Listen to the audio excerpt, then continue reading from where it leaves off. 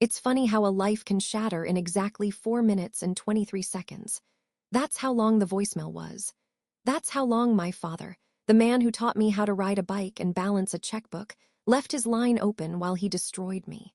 I was standing in the aisle of Whole Foods, staring at organic vanilla extract, trying to decide if the $20 bottle was worth it for his birthday cake.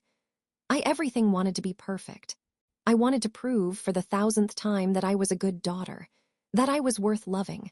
When my phone buzzed with his name, I smiled. I actually smiled. I picked up, chirping a happy, "Hey, Dad," hoping he wasn't calling to remind me to pick up his dry cleaning again. But there was no hello. Just the rustling of fabric, the muffled sound of a car engine humming, and then my mother's voice. Sharp, cold. A voice I didn't recognize, even though I'd lived with it for 27 years. "She's becoming a problem, Jerry. A real expensive burden." I froze. My thumb hovered over the end call button, but my stomach dropped through the floor. I shouldn't listen. I knew I shouldn't. But I pressed the phone tighter to my ear, and what I heard next didn't just break my heart, it turned it into ice. "My name is Maya. I'm 27 years old, and on paper, I'm the American dream personified. I work as a senior UX designer for a major tech firm in Seattle. I make good money, really good money. Enough that 3 years ago, I bought a fixer-upper in a skyrocketing neighborhood, gutted it, and turned it into a modern, $1 $2 million sanctuary. But if you looked at my life from the inside, you'd see I was basically a high-functioning doormat. I'm the middle child, which in my family meant I was the invisible one.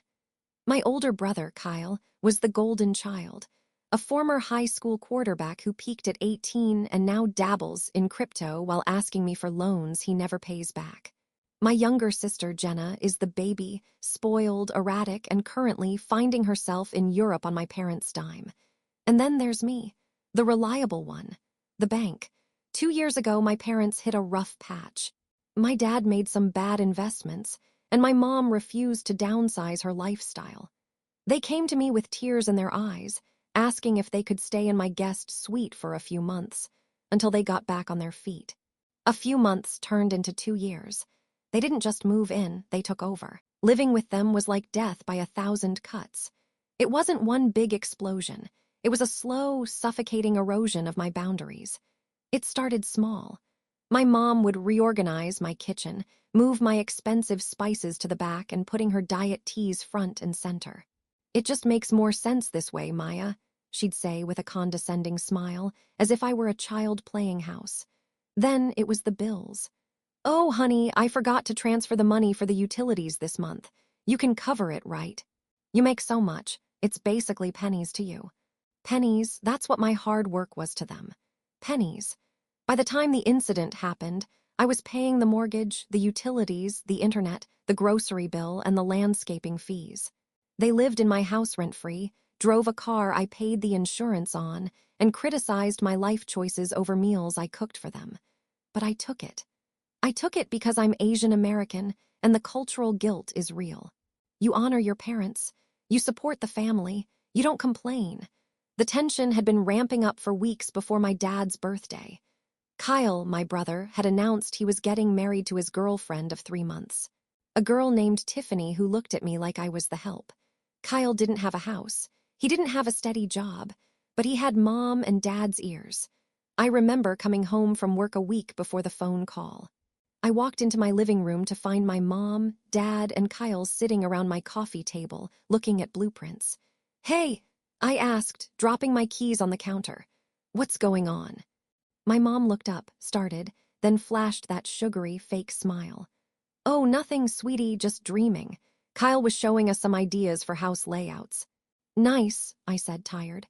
"Are you looking to buy a place, Kyle?" Kyle scoffed, leaning back on my Italian leather sofa with his feet on the table. "In this market? Yeah, right, unless someone helps me out." He shot a look at Dad. Dad looked down at his lap. "Well," I said, opening the fridge to find my meal prep containers missing again. "Good luck with that." I didn't realize then that they weren't looking at layouts for a new house. They were looking at renovation plans for my house. The build-up to the call. The morning of the call, the atmosphere in the house was weird. Tense. My dad wouldn't look at me in the eye.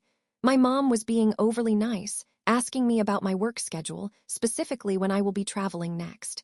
I have that conference in San Francisco next month, I told her over coffee. I'll be gone for about 10 days.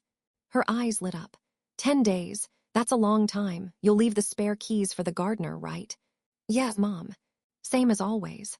I left for work feeling uneasy, but I shook it off. It was Dad's birthday. I needed to get the cake. I needed to get the gift, a $500 watch he'd been eyeing. That brings us back to Whole Foods. The voicemail. I stood there in the baking aisle, phone pressed to my ear, listening to the conversation happening inside my parents' car. They must have been driving home from lunch. She's becoming a problem, Jerry. A real expensive burden, my mom's voice repeated in my head. My dad sobbed. The sound was heavy, distorted by the bad connection.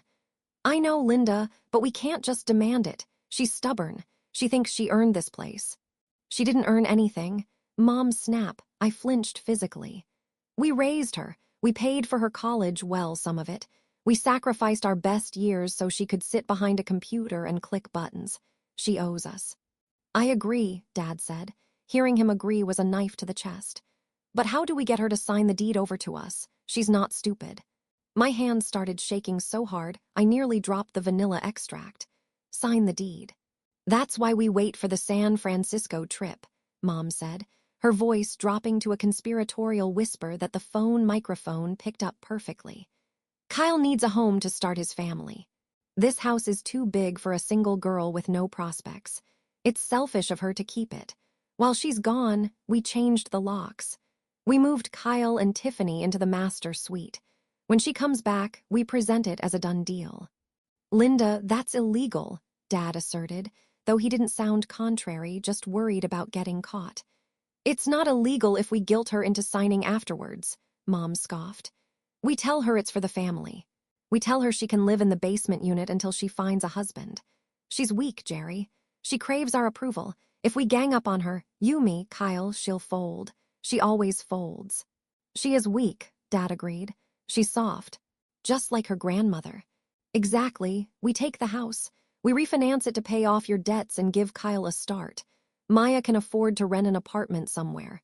She has that tech money. She'll be fine. She's dead weight right now. I'm tired of tiptoeing around her in my own kitchen. My kitchen. All right, Dad said. We do it. San Francisco. We pack her stuff up while she's gone, put it in the garage. Good. Now hang up. You've been breathing heavily. The line went dead. I stood there. The silence in my ear was louder than the store around me. Weak, soft, dead weight. She owes us.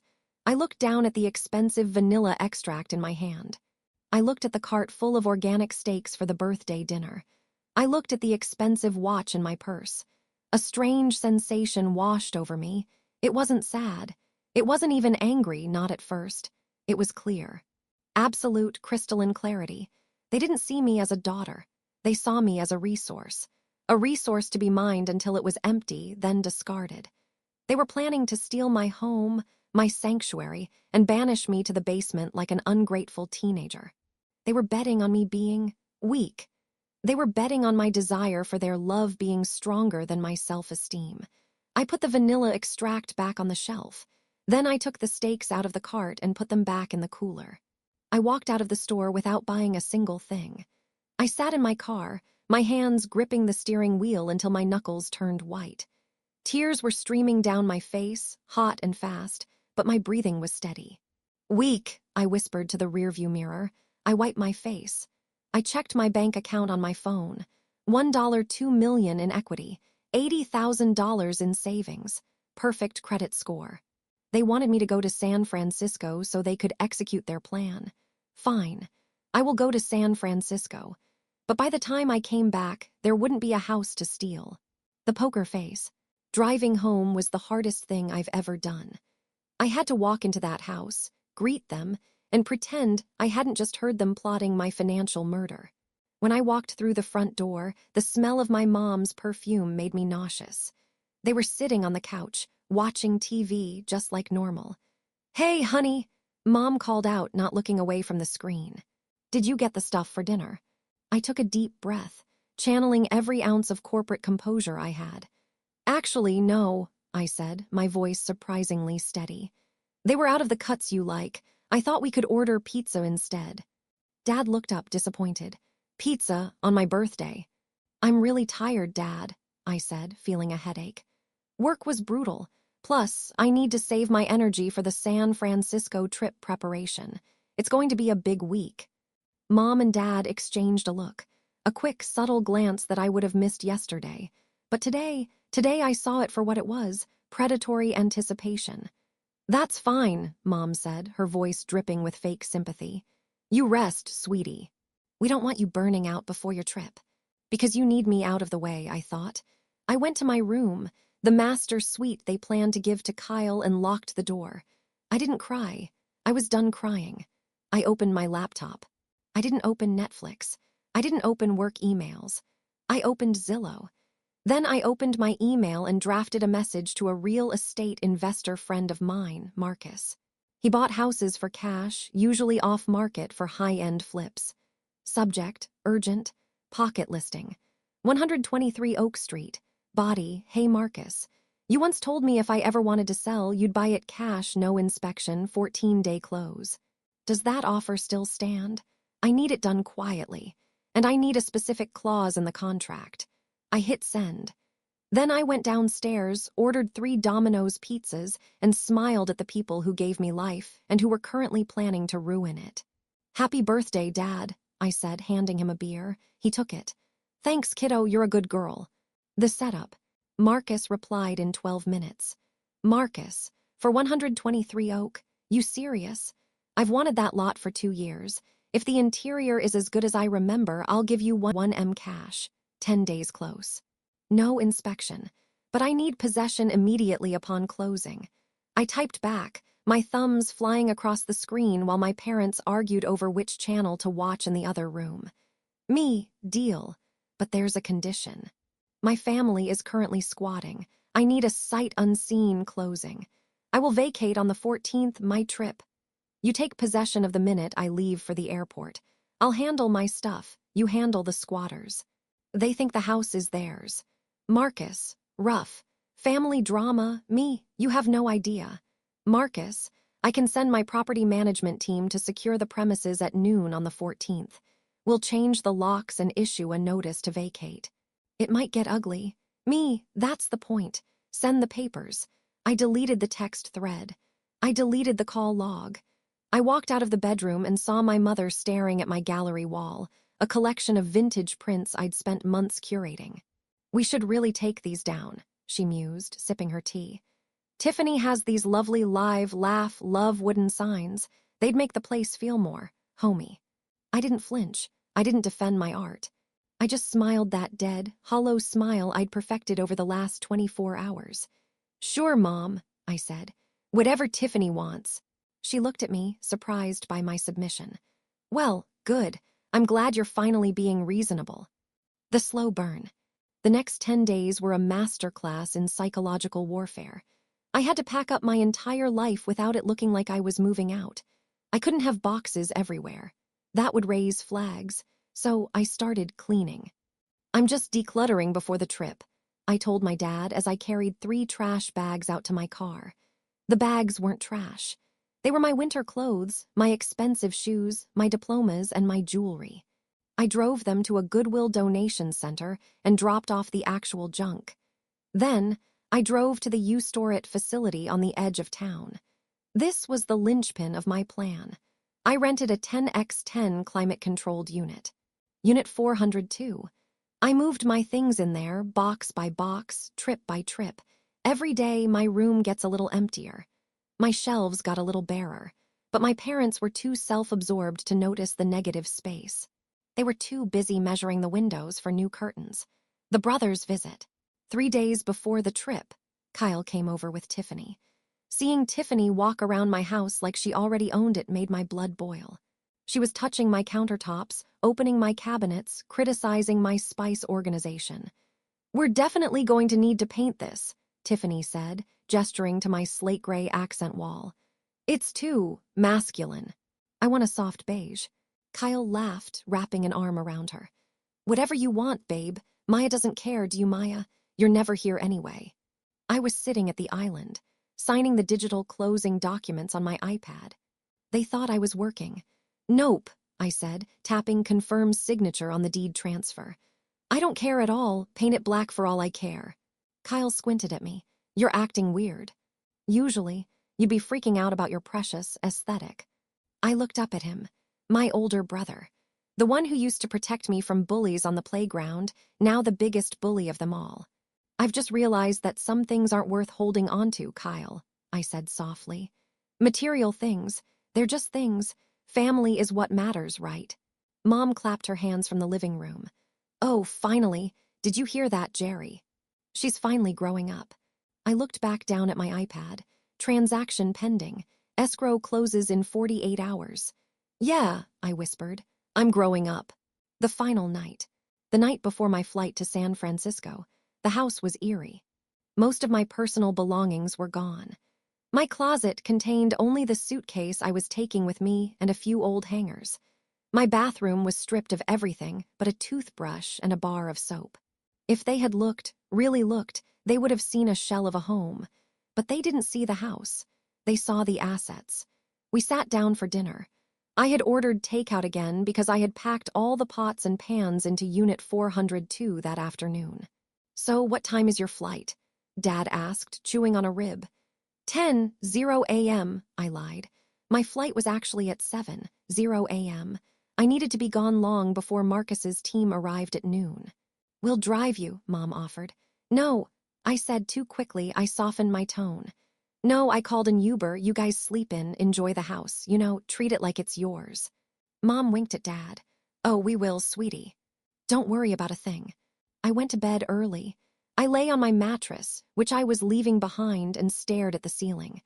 I listened to the house settling, the hum of the refrigerator, the creak of the floorboards. I had built this life from scratch. I had sanded these floors myself, and tomorrow I was burning it all down to save myself. The envelope. At 4:00 a.m. my alarm vibrated. The house was silent. I got up, dressed in comfortable travel clothes, and grabbed my single suitcase. I did one last sweep. My room was empty. The guest room, where they slept, was full of their clutter.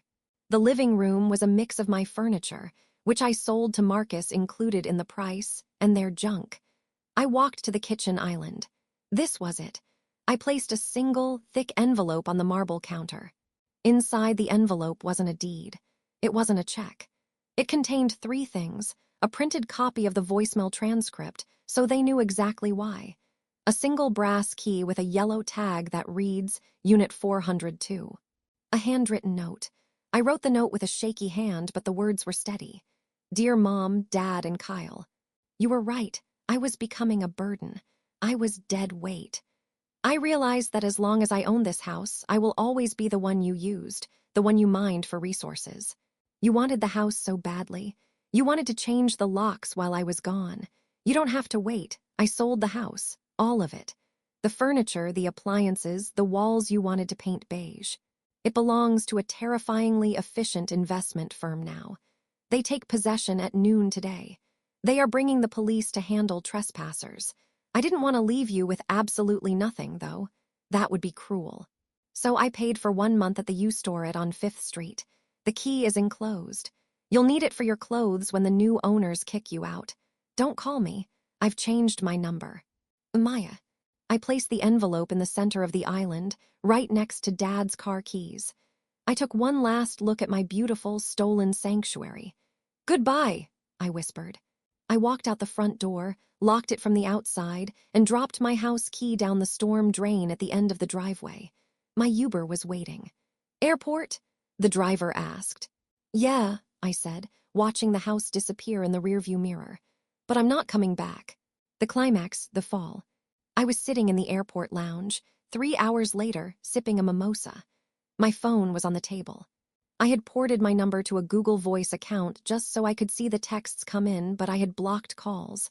I needed to see the moment it happened. 11:45 a.m., my bank app pinged. Wire transfer received. $1,100,000. Available. I let out a breath I didn't know I was holding. It was done.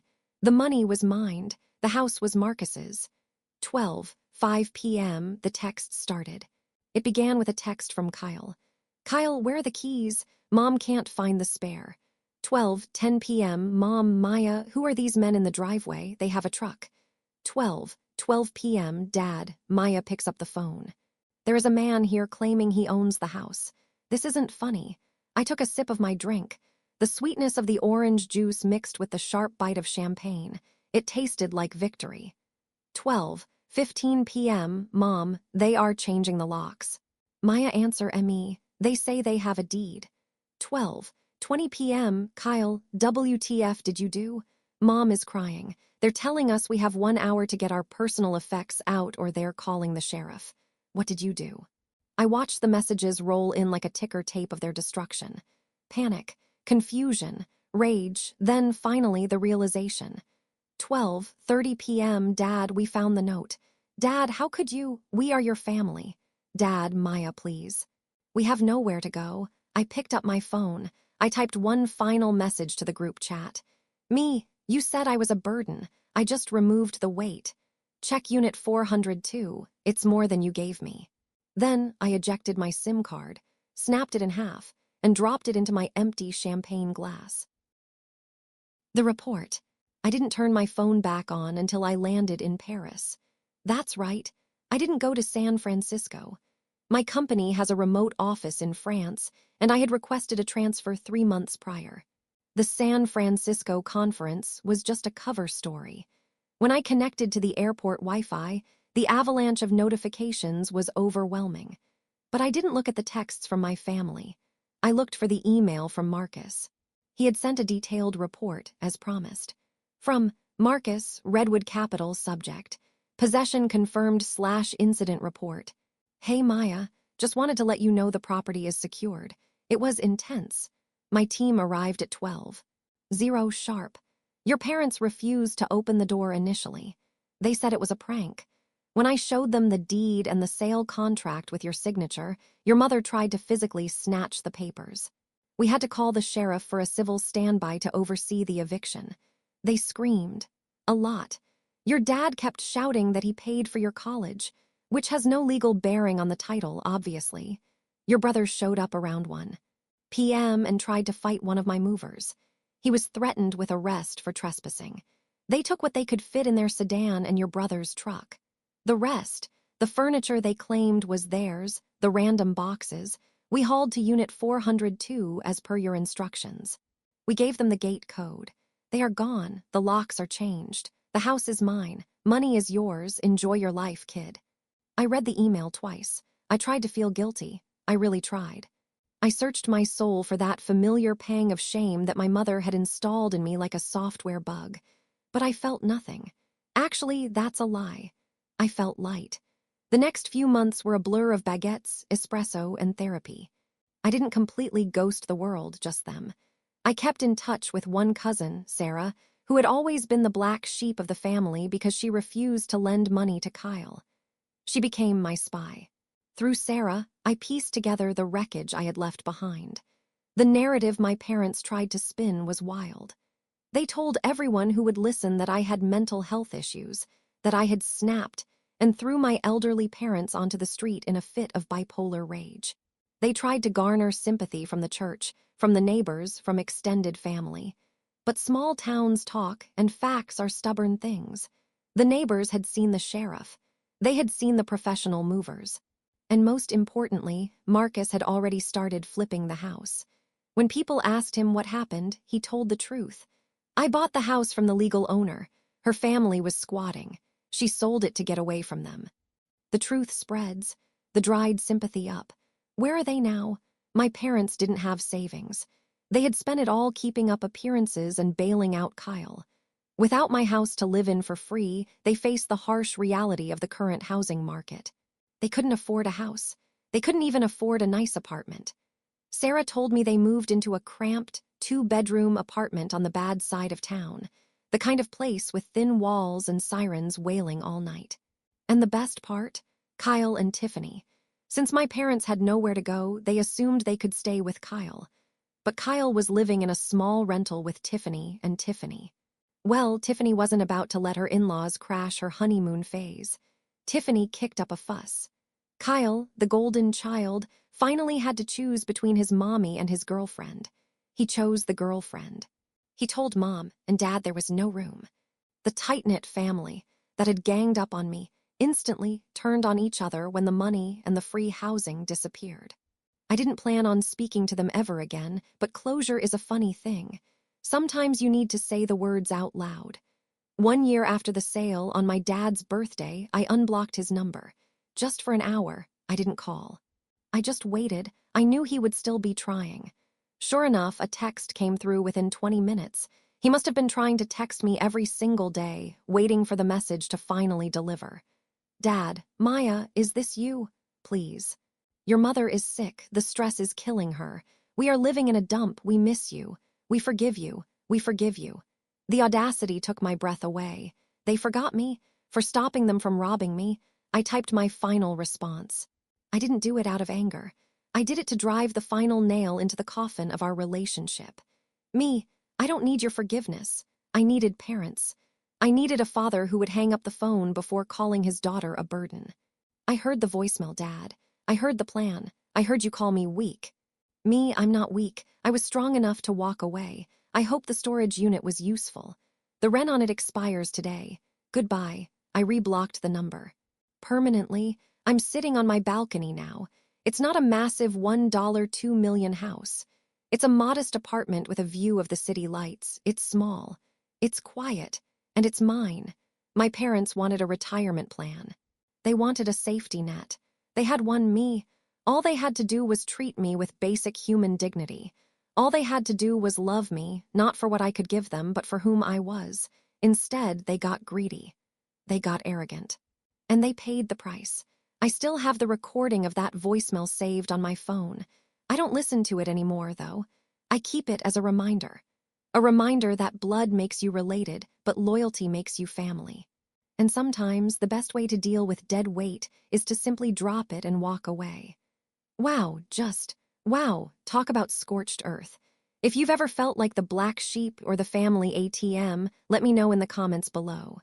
Did Maya go too far, or was this exactly what they deserved? I think we all know the answer to that one. If this story is satisfied that itch for justice, please smash that like button. It really helps the channel grow. And subscribe to Requiem of Stories for more tales of betrayal and revenge. Turn on that notification bell so you never miss an upload. Until next time, stay safe and check your phone is actually hung up.